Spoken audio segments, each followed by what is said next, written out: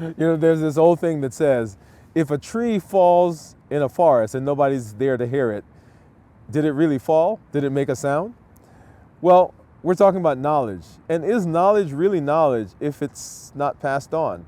And we're talking today about how do we pass knowledge on to the next generation and to those around us. Hey, this is Dr. Dwain Woode. I'm glad that you're here to join me for another episode of my 100-day walk to consistency and health.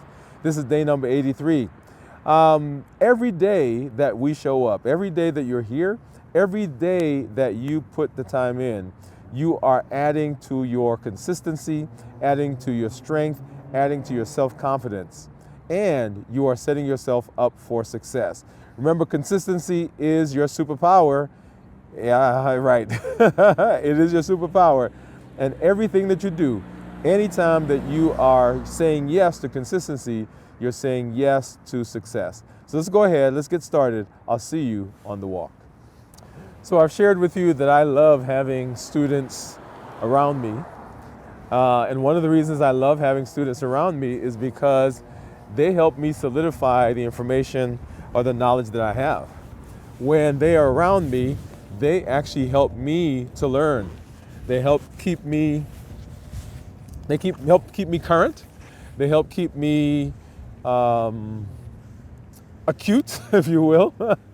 They're always asking questions, and I'm always forced to rethink sometimes the things that I do and to be able to explain it in a better way.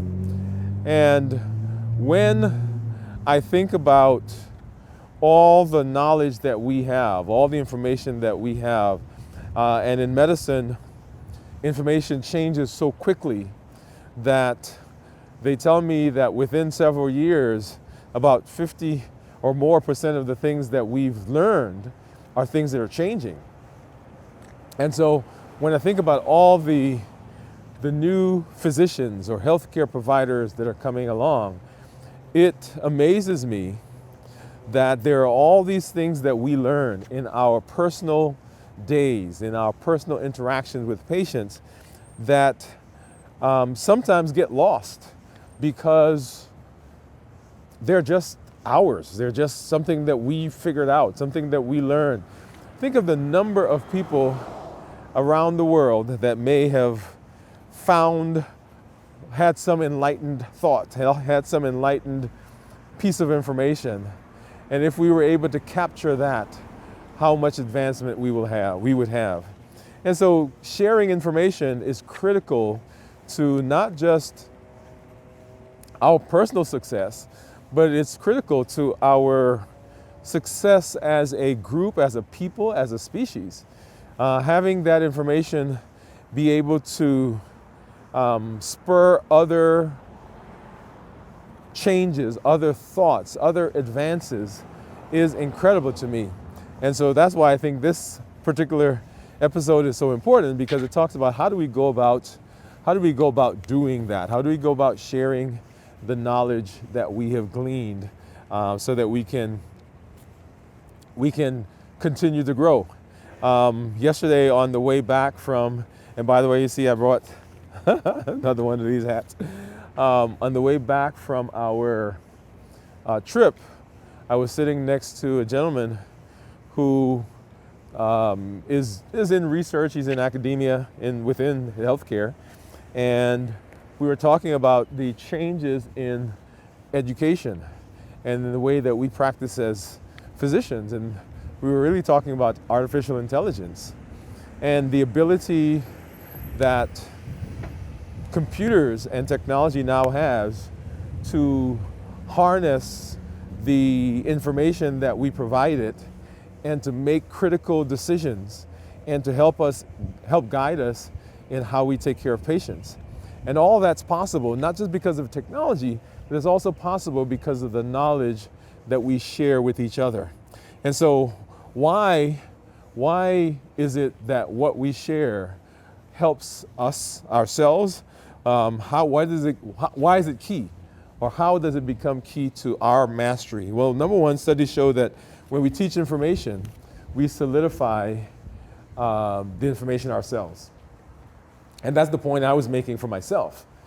I love teaching, One of the reasons I love teaching is because when I'm teaching, I am rethinking, I am rephrasing, I'm coming up with different examples, I'm coming up with different stories, I'm coming up with different situations that will help me explain and help the student to really understand what it is that I'm trying to get them to get. But if I am not doing that, if I'm not looking at my information, then I find myself that I may not understand it. Not that I don't understand it, but I have to struggle sometimes to be in the space where I say, oh man, I need a different example. And this happens when I have someone that I'm trying to explain a concept to, but they're not quite getting it.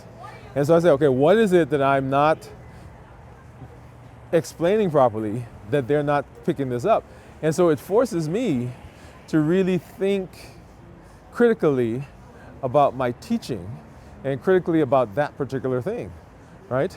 Because if I have a medical student or even a college student who's with me and there's a concept I'm trying to explain, for the medical student, I have got to help them to understand because it is critical to their future in terms of taking care of patients. And so it's the onus is on me to find a way. You know, often we say, oh, you know, that person can't get it, so we just leave it alone. Well, no, it's kind of like communication. The onus is on the communicator, the person who's trying to get the point across. The onus is on them to find ways to help people get what they're saying. And I'm going to tell you, for a long time, I didn't buy into that, but I now buy into it. So same thing with education. I'm always trying to find better, different ways to help students understand the concepts that I'm trying to teach. So when I am teaching, it helps me to understand the information better. So when I explain something to someone else, it reinforces the concept in my own thoughts and in my own mind. Because once again, I've got to be so up on the things that I'm doing, up on my understanding of it, that it's simple for me to explain to other people, right? So it solidifies that. The key thought here is that the best way for you to know if you know something, the best way for you to understand something is for you to teach it to somebody else. So we often think that we're bringing benefit to that person that we're teaching. We are, but we're also bringing tremendous benefit to ourselves because it helps us in our personal understanding and in our personal development. So how do we go about doing that? How do we go about passing information on? What we've learned, there are a couple of things that we want to do. Number one, we want to lead. I'm waiting for this cars to go by. We want to lead by example. Yep, you knew that one was going to be in there, right? So how do we make sure people are understanding? Is when I was in residency, and we had procedures that we had to do. You have to get a certain number of procedures, different things, putting in central lines, doing LPs, lumbar punctures. We had to do colonoscopies. We had to do intubations. We had to do thoracentesis. Anyway, so you get the idea. So there's lots of things that we had to do. And one of the ways that we talked about it is it's see one, do one, teach one. Right? So when we were training, right, you had a trainee with you, and the trainee would watch you do one, right? They saw it, then they did it, and then they taught one. Now, we said one, but sometimes it took a little bit more than one to get it. But the whole idea was that you saw it, right? You saw how it does, what was the technical part of it, understanding what we were doing, why we were doing what we're doing, what are the landmarks, what's the procedure for setting up, creating a sterile field, whatever the procedure was that you're doing, and I'm assuming a sterile field. So you watched how that was done, and then you did one. So you went through the process of doing them. And then once you did them, then you taught them to the next group, because everybody had to go through the process of doing these procedures. And so you lead by example. So I've been in a situation where I've had people telling me to do things that they'd never done. And that works in certain circumstances, because not everybody's done everything that are leading some particular thing. But if you've done it and you can show people how to do it, can you imagine the power that brings? Not just to you, but also not just to your understanding, but also to their ability to grasp, because you have the nuances. You understand the places that they are gonna they may have difficulty, and you can circumvent that, or you can point those out. Okay, so the most powerful way to teach is what you do, how you behave, rather than when people listen to you. There's more stuff that's caught, than taught. I have seen that with my son. I've seen that with the young people that I work with. There's more that they catch from us than sometimes we say with words. We think that, they're listening to what we're saying, but they actually are watching us. And sometimes we're surprised when we see some of the things that they've picked up. But yeah. So what are you doing? So learned. It's caught rather than what you say. So are you being an example, right? You lead by example. So ask yourself, am I exemplifying the lessons I want learned? Am I embodying the language? Am I embodying the knowledge that I am trying to put out there? Because once again, as I said before, we have people that are watching us. Sometimes we don't think that. We think, they're just listening to our words, but trust me, they're seeing, they're watching, and they are emulating. Sometimes not deliberately, to be honest, right? Because there are times when people pick things up just because they have to do something and they have never done it, they don't know how to do it, and what do? They just do what they've seen. It's why kids behave in a certain way.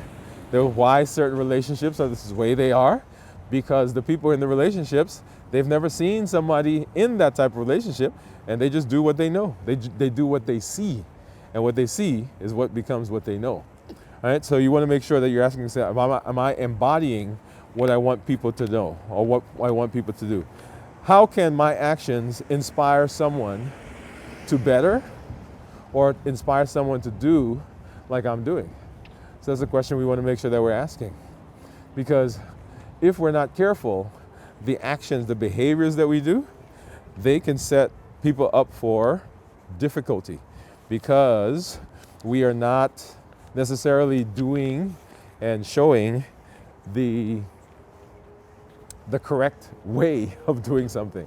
So as we are talking about passing knowledge on, we want to make sure that we are refining the knowledge that we're passing on, right? There may be little idiosyncrasies that you have that you're like, okay, I know that is just my personal bias, my personal preference.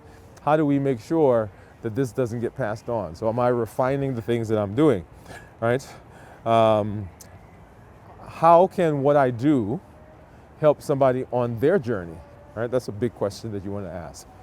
And is this what I'm doing, if they follow me, is this going to help them in a positive way on their journey, or is it going to cause them difficulty? Number two, you want to share your knowledge in a way that resonates. Now, many of us have had people who try to teach us stuff, and it just didn't connect for whatever reason. Maybe we didn't think that they had our best interest at heart. Maybe we didn't think that they knew what they were talking about. Maybe they used too many words. Maybe they didn't really know how to explain stuff. Maybe they were too technical. Whatever the reason, right? We want to make sure that as we're passing information on, that we are connecting. That resonates, that's connecting. That means that the things that I'm saying are touching you in a way that helps you remember. Remember, I talked about this connection with emotions. The more emotional something is, the more likely we are to remember it. And so this idea of resonating has with it the concept of emotion. So something that resonates connects with us. It brings emotion. It allows us to see it in a way that touches and is good for us, so that we can know what, so we can see that. It's like, oh yeah, that's like such and such. This idea of it's like something. When you can teach something to someone and you can say, oh, it's like this thing that they know, and they're like, oh, I got it now because I understood this other thing. And when you say it's like that, you're like, okay, yeah, I got it, right? So that is the concept. That's the whole idea behind resonating. Does it resonate with them? Not everybody learns in the same way. Some people are tactile. They got to touch. All right, so for people who are doing procedures, that's great. Some people are auditory. They need to hear it. Some people are visual. They want to see it. Some people, they just like the technical details of it. They want to get the explanation, and they want to read about it, and they want to see the statistics about it. All of that, there are different ways. And so as you are trying to teach, you want to make sure that you are connecting, that idea of connecting, resonating. Does it resonate with the people? When you're speaking, for example, right? You get up to speak and people are teaching you how to be a good speaker. One of the things that they talk about is connecting with the audience. And you'll hear speakers get up and they'll start going through the audience, right? Maybe you have a 2-year-old. Maybe you have, you went to a certain college. Maybe you've been trying to save money. Maybe you've been trying to lose weight. Maybe you're trying to control your blood sugar. And you just have not had a good chance, or you have not had good success, right? I'm creating this as we go. You've not had good success. I want to give you a structured method of being able to attack all of those in the next 15 minutes. Now, what have I done? I've touched several people in that audience because somebody got a kid, somebody is trying to lose weight, somebody's trying to control blood sugar. So I'm going through the audience and I'm trying to find ways of connecting with those people. And when I connect with them, that resonation, oh man, that brings amazing potential. It brings amazing ability to take that person along the road or take that person along the journey. But if I don't do that, maybe I say, hey, if you're trying to lose weight, maybe the stuff I'm going to talk about is relevant to several people in the audience. But if I just simply say, maybe if you're trying to lose weight, here's an example of how to do that, then all the person I'm talking to is the person with weight. Everybody else is like, well, I guess this is not for me. So you got to find a way and a method that allows you to connect with the people, right? Storytelling is one way. I do that a lot. Right, I'm a storyteller. I love stories. I love to figure out stories. I love to find the story in people's lives. When I see patients in the office, I'll ask them, what do you do? What kind of work did you do if you're retired? And I try to find something within their field, within their job, within their life that I could connect with so that I can explain the concepts. And the concepts don't change, right? I've just got to find a different way of getting them to understand it. And so one of the ways I do that is with storytelling. So you may have to become a storyteller if you're trying to pass knowledge on. And storytelling is a great way of doing it because the story itself carries the data, carries the information, right? You don't have to remember anything else other than telling the story, right? So that's one way. The other way is teaching. Maybe you are a great didactician, is that a word? Right? You can stand up and you can elucidate and you can draw and you can, all those things, right? You're a great orator and you can put things together so that people You get people to understand. So that's another way of being able to pass knowledge on. Or maybe you're an encourager, right? You can encourage people along their journey, and in that process, you are helping to resonate, right? You're resonating, helping them to resonate with the information. So all those are ways that you can connect with people. And then you can mentor and support someone on their journey.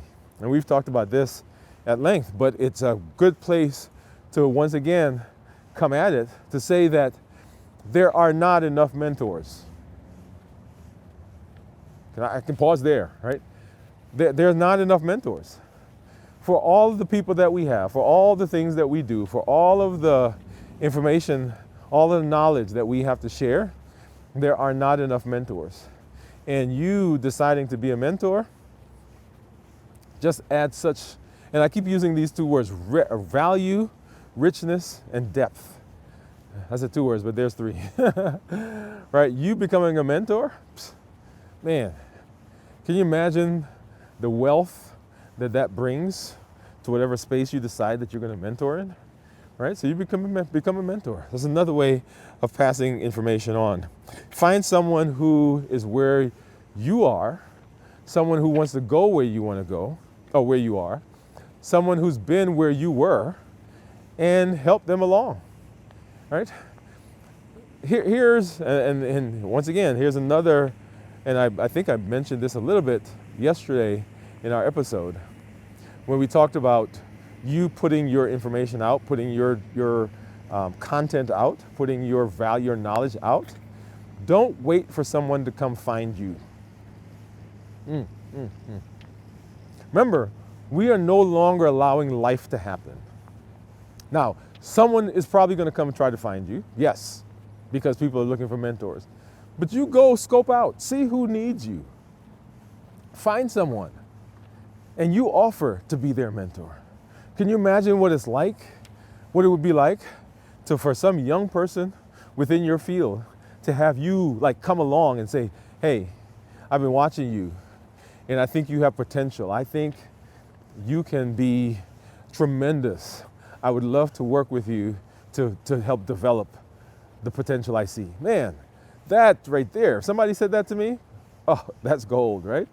So go find somebody. Don't wait for them to come and find you. You can become a mentor, and you can bring that richness to the space. So share your tools.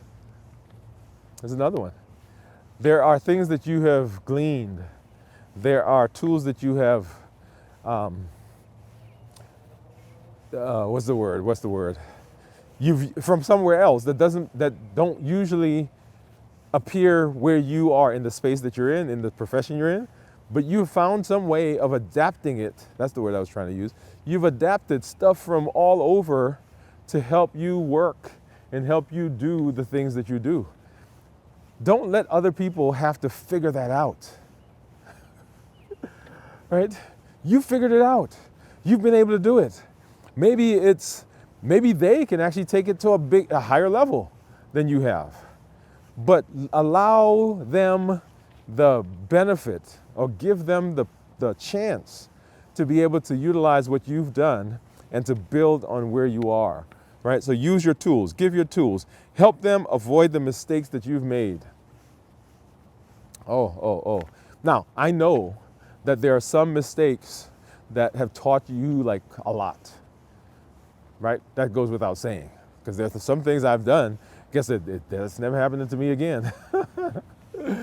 Right? But why allow people to make those mistakes if they don't have to make those mistakes? And you can be a voice, you can be an example to help them move beyond that space so that they are not making the same types of things and having to deal with the consequences that they have their own mistakes they're going to make. If there are some common mistakes, you can say to them, hey, this is where I've seen people fall down. This is where I've seen people have difficulty. And if you're careful, right, not if you're careful, but you want to avoid these things.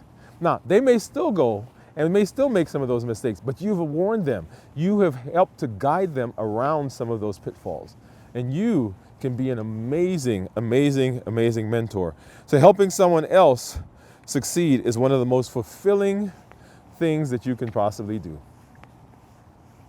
I promise you. Because when you see it, oh, it's amazing to watch and amazing to think. And I say to my students all the time when I'm doing evaluations and so forth, or they ask me for a letter, I say to them, I am so proud to have been a part of your journey. I don't know where you're going to end up, but I got to play a small part in the process. And that for me is just beautiful. It's a very fulfilling, very, it's a prestigious thing. All right, you can get awards and accolades and all the different, I was just gonna say awards again. But yeah, it's great to see success. So how do we ensure that your knowledge creates a lasting impact? How do we ensure that the knowledge that you have creates a lasting impact? Number one, so write down your biggest lessons. Right? Compare your largest impact, so largest and most important takeaways for whatever it is, wherever space you're in. So what are the things, if I had to summarize the things I'm learning, summarize the things that I've learned, the spaces where I've been, what would it be? If I had to give like the top 10, top 10 things you should know within endocrinology, for example, for me, what would it be? Top things you should know about diabetes. Top 10 things you should know about content creation. Top 10 things you should know about motivation. Top 10 things you should know about limitless living. What is it? Write those down so that when you encounter people in your space, you can say, hey, let me pass this on to you. That's beautiful. I'm thinking of a guy that I trained under, and he had all these old documents that he had created, and he would just hand them out. Right? They pass them out. Say, hey, this is on such and such. This is on such and. Now, some of the information that he had was information that had come from, because he was kind of a big deal in our specialty, but this information had been information. It looked like he had written it when pencils first came to being, right? When pencils were first created. But I mean, to just sit there and watch and to have him explain how they came up with the concept, how they came up with the study, how they came up with the idea, right? And to think that it started there, and here I am all these years later, and I'm getting benefit from what they came up with. So there are some things that we do, that people do in medicine, just generally across medicine, that was developed by this guy, that was developed under his concepts and his thoughts. And to just watch that and have him pass that on to me, man, yeah, it was amazing. It was amazing. So number one, write it down, capture it, right? What would you say to a young person coming up behind you? What information would you give them, right? So write that down. Number two, create a way to share your journey publicly and privately. Create a way to share your journey. That may be a book, that may be a podcast, that may be a blog, that may be making your journals available, some infographics, whatever it is. Find a way to make that available so that there is a public record of that people can share it. I love what I do because it's out there. People go watch it. Right? They can look at it anytime they want. And then privately, if someone comes to you and says, hey, I want to learn, how would you help them in that process? Right? So you want to have a public way to do that. You want to have a private way to do that. So share on social media. We talked about that. Have a deep conversation. Have maybe a class, a course, a book, or a handout that you kind of walk people through. But go ahead and create that so that your information doesn't just stop. This knowledge, I guess I should say, not just information, this knowledge doesn't just stop. And then commit to helping at least one other person make it in your field. Now, here's the thing. We are always evaluating. Not evaluated. We are always evaluating. And if we're going to say we're successful, there's some metrics that we want to make sure that we're doing. There was some, how do you know if you're being successful?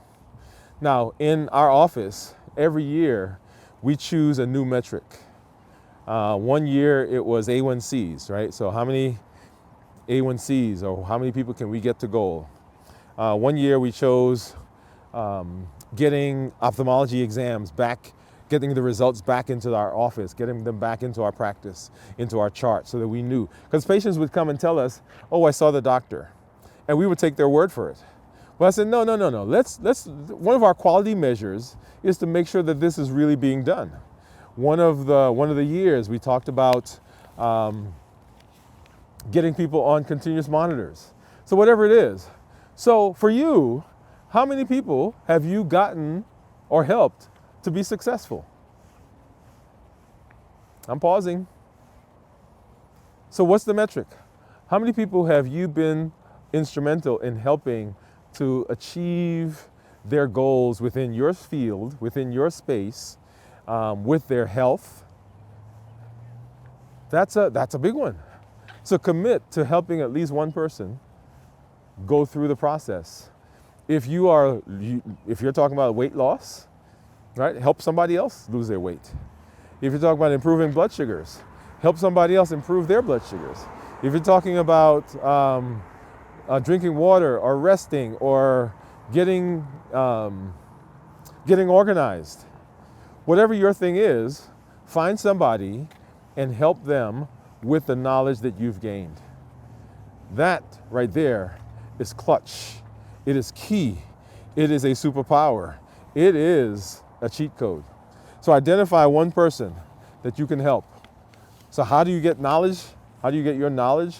Make sure that it's having an impact. 1, write it down. 2, create a way to show it. And 3, commit to finding somebody to help along the pathway in their journey. What an amazing conversation, right? So making sure that we're passing on, that we're doing what we need to do for our community so that our community can benefit. Well, am I going to say it? Yep, one of my favorite conversations. And we can't ever leave without having a challenge. So you ready? Go ahead and grab your journal. Grab your journal because we are about to do it. We're about to do it. So in your journal, you want to do 1, write down the 3 biggest lessons you've learned on this journey. Whatever journey you've been on, right? Write down the 3 biggest lessons that you've learned on this journey. What was it? Was it about yourself? Was it about your organization? Was it about motivation? Was it about resilience? Was it about resistance? Was it about strategies? What is it? Write that down, the 3 biggest lessons that you've learned. What are the most powerful insights that you've had for each one? And don't just list them. I want you to spend some time perusing and feeling and looking at this thing from different perspectives, from different angles, making sure that you're doing what you need to do to understand it. So it's not just an exercise just to write it down. What is it going to do for me? In order for that, I've got to spend some time with it. Then 2, decide how you want to share this knowledge. So you've written those 3 things, and then now, how am I going to share this? Right? Am I going to do a video? Am I going to write a blog? Am I going to just document it? Am I going to outline it? Am I going to write a paper on it? Am I going to create a story about it? What is it going to do?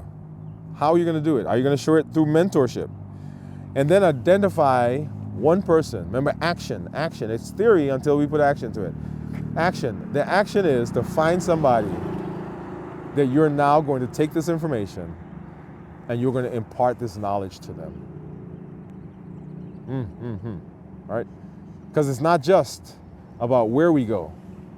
It's not just about how we get there, but it's also about the concept of sharing the knowledge and helping other people to be successful and making sure that what we've learned gets passed on to someone else.